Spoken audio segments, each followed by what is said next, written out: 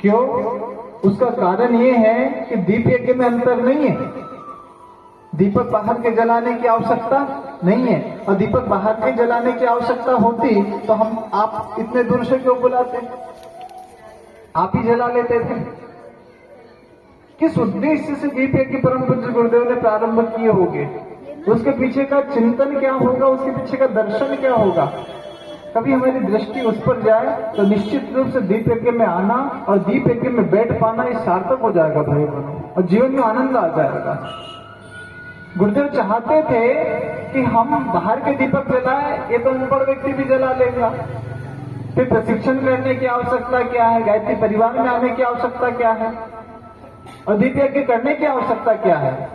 गुरुदेव ये प्रतीक बताते हैं कि जिस प्रकार बाहर का दीपक जलाते हैं उसी प्रकार अंतःकरण का दीपक जला लिया तो भाई बहनों फिर ज्ञान का उदय हो जाएगा, और फिर अज्ञान ठहर नहीं सकता, अज्ञान रह नहीं सकता है। हमें आवश्यकता क्या है? भीतर के दीपक को प्रज्वलित करने की।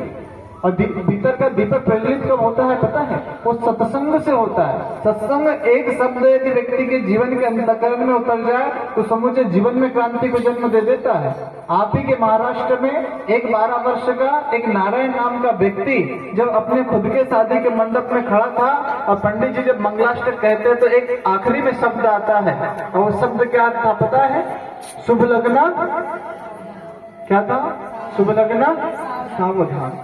वो नारायण ने सावधान शब्द सुना, अंतःकरण हिलोरे मारने लगा, पूरा शरीर रोमांच हो गया, आध्यात्मिक चेतना उच्च शिखर पर पहुंच गई, और ऐसा लगा कि सावधान होने की आवश्यकता है। किसके प्रति?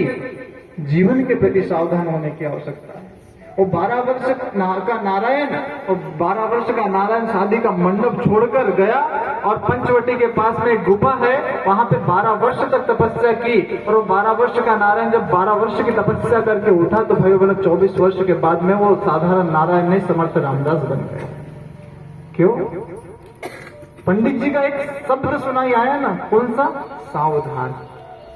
हमने न जाने कितने शादियों में गए होंगे, रसगुल्ले खाए होंगे, गुलाब जामुन अच्छी अच्छी मिठाइयाँ खाई होगी, है ना? वो सावधान शब्द हमने खुद के शादी में भी सुना होगा, दूसरे के शादी में भी सुना होगा। न परिवर्तन शादी जिसकी हुई उसके जीवन में आया, और ना ही परिवर्तन जिसने सावधान शब्द सुना उसके जीवन में आया। कहने का तात्पर्य क्या है? न जाने इस दीप यज्ञ के माध्यम से किसकी आध्यात्मिक चेतना उच्च शिखर पे आ जाए, किस पे परम पूज्य गुरुदेव की कृपा हो जाए, कौन नर से नारायण बन जाए, कौन पागल से परमहंस बन जाए, कौन बुद्धू से बुद्ध बन जाए, कौन शैतान से संत बन जाए, इसकी कोई संभावना नहीं है। हो सकता है हम अपने आप को जाने तो हमारे भीतर की वो क्रांति को जन्म तो दे। एक बार जब कोयले के ऊपर की राख अलग होती है तो धधकते हुए आग में परिवर्तित हो जाता है। हम अपने ऊपर की राख को हटा ले भाई बनो, और राख हटेगी कैसे? ये मोह का जाल, ये भवबंधन का जाल छूटेगा वैसा नहीं। यहाँ पे जब कलश यात्रा की तैयारी हो रही थी तो कोई बहन बहुत अच्छा कह रही थी, हम बगल में बैठ के सुन रहे थे। बोले कि हम गायत्री परिवार से जुड़े नहीं होते तो बोले भाई 4 दीवारों में घूमते, किसी के लिए सब्जी बना के देते, बच्चे का टिफिन बना के देते, अपने पति का टिफिन बना के देते।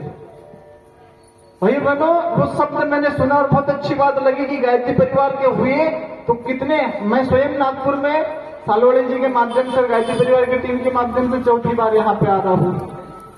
क्यों ये आवश्यकता पड़ी? हमें जगह जगह क्रांति को जन्म देना पड़ेगा, जगह जगह ज्ञान अमृत पिलाना पड़ेगा। और भाई बहनों, निश्चित रूप से जो माने या न माने, आने वाला समय जो परम पूज्य गुरुदेव ने कहा कर गए हैं और लिख कर गए हैं, एक न एक दिन समय उसी अनुसार उसी ढर्रे पे चलेगा। भाई बहनों, आप चाहो तो इस बात को नोट कर लें।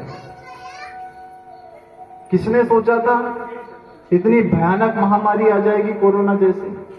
सोचा था क्या किसी ने? आज भी आप परम पूज्य गुरुदेव का यूट्यूब पे डला हुआ वो वीडियो देख सकते हैं। गुरुदेव ने सूक्ष्मीकरण साधना में प्रवेश करने के पहले वो शायद 85-86 का प्रवचन होगा। गुरुदेव ने कहा आने वाले समय में ऐसी बीमारी आएगी, डॉक्टर कहेंगे कभी मैंने इसके बारे में पढ़ा नहीं, कभी मैंने इसके बारे में जाना नहीं, उसकी कोई दवाई नहीं, उसकी कोई गोली नहीं। गुरुदेव ने भाई बहनों 85-86 में कह दिया। वो घटना घटित हुई हमारे सामने। कोरोना महामारी को हम लोगों ने फेस किया नहीं किया?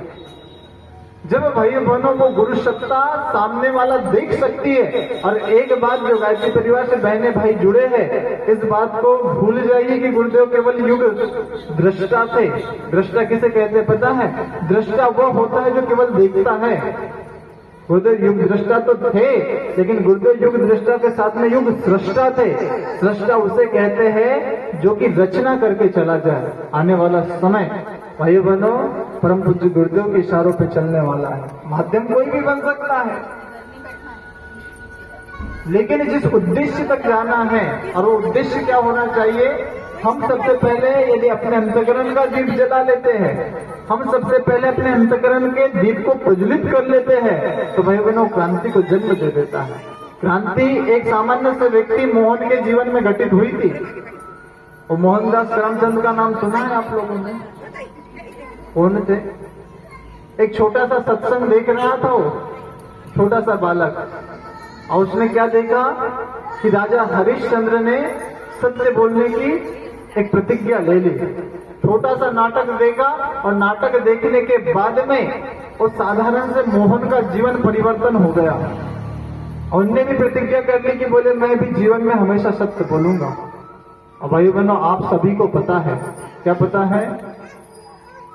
वो साधारण से मोहन के जीवन में जब वो राजा हरिश्चंद्र का सत्संग आ गया, तो भाई बहनों कहते हैं महात्मा गांधी के बारे में कि वाह रे गांधी गजब की चली तेरी आंधी, जिंदगी भर रहा लंगोट पर और आज बैठा हजारों के नोट पर। जिस नोट के पीछे हम लोग परेशान है ना भाई बहनों, जिसके पीछे वहां मची है, और कहते हैं कि बाप बड़ा ना भैया सबसे बड़ा, क्या कहते हैं? आज झगड़े किस चीज के हैं? जमीन के। और किसके पता है? वो भाइयों के जो कि यदि कोई छोटे भाई को यदि कोई उंगली दिखा दे तो बड़ा भाई दौड़ पड़ता था उसकी उंगली खींचने के लिए। भाई बहनों उस समय इस सीरियल दिखाने की आवश्यकता नहीं है। उस समय रामायण जैसे महासीरियल दिखाने की आवश्यकता है, महा एपिसोड दिखाने की आवश्यकता है। क्यों? क्योंकि राज तिलक को गेंद बनाकर खेल रहे खिलाड़ी, एक तरफ राम और एक तरफ भरत, दोनों ने है ठोकर मारी। भरत कहते हैं कि भैया ये राज्य गद्दी आपकी है, मैं हाथ नहीं लगाऊंगा। बोलते नहीं भरत, ये पिताजी ने तुझे दी है, ये राजगद्दी को तुझे संभालना पड़ेगा। और आज भाई बनो इंच इंच के लिए भाई भाई से नहीं बोलता है। भवन तो करोड़ों के बना के रखे हैं, लेकिन दिल छोटे से हो गए हैं। दो व्यक्ति आपस में झगड़ रहे थे, जम से झगड़ रहे थे। अब झगड़ रहे थे तो गुरु और शिष्य वहां से जा रहे थे। जब गुरु और शिष्य वहां से जा रहे थे तो शिष्य ने गुरुदेव से पूछा, गुरुदेव एक बात बताइए, ये एकदम इतने नजदीक खड़े हुए हैं और फिर भी इतने जम से बोल रहे हैं।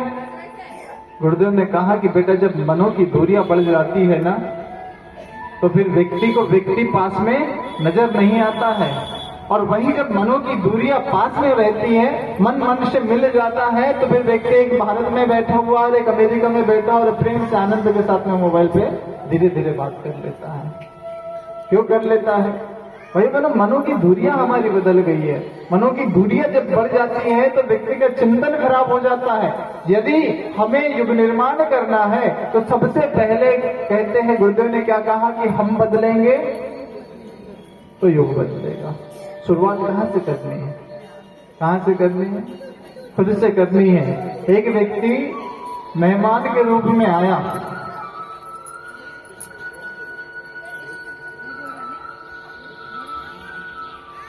एक व्यक्ति के यहाँ पे मेहमान के रूप में आया, और जब मेहमान के रूप में आया तो हमारी तरफ चाय या कॉफी पूछते हैं क्या लोगे, तो बोले भाई साहब चाय पिलेंगे, बहुत दूर से आए, थकान हो रही है। चाय बनाई गई, अच्छी चाय बनाई गई।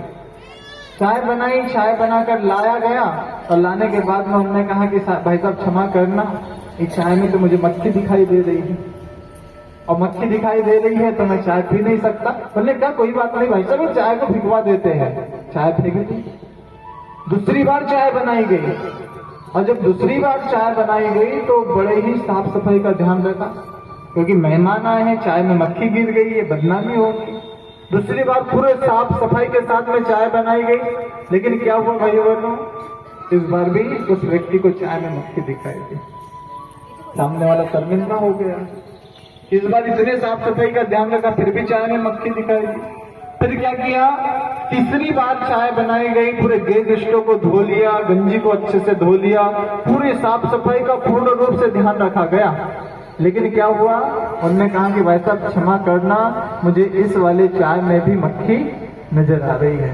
और उन्होंने कहा कि मैंने पूरे साफ सफाई का ध्यान रखा, पूरे साफ सफाई का ध्यान रखते हुए भी यदि इनको चाय में मक्खी नजर आ रही है तो कमी कहाँ रह गई, कहाँ चुक रह गई। तो भाई बहनों कहते हैं कि जब व्यक्ति जो चाय लेकर के आया था, उसने देखा तो चाय में मक्खी नहीं थी, उस व्यक्ति ने ऐनक लगाया हुआ था और मक्खी ऐनक के ऊपर बैठी हुई थी और उससे चाय में नजर आ रही थी। हमारे साथ तो ऐसा नहीं हो रहा है। हम निकले तो है युग निर्माण करने के लिए, पर व्यक्ति का निर्माण हुआ है या नहीं हुआ है। दूसरों को भाइयों बहनों अपने कंधे पे तभी बिठा सकते हैं जब स्वयं के कंधे मजबूत हो। कहने का तात्पर्य क्या है, हम मूल्यांकन करें, खुद का मूल्यांकन करें, और जिस दिन खुद का मूल्यांकन हो जाएगा तो भाइयों बहनों युग निर्माण का जिम्मा परम पूज्य गुरुदेव ने हमें या आपको पूछ करके लिया है क्या? लिया है क्या? करेंगे वही भाई बहनों, करेंगे वही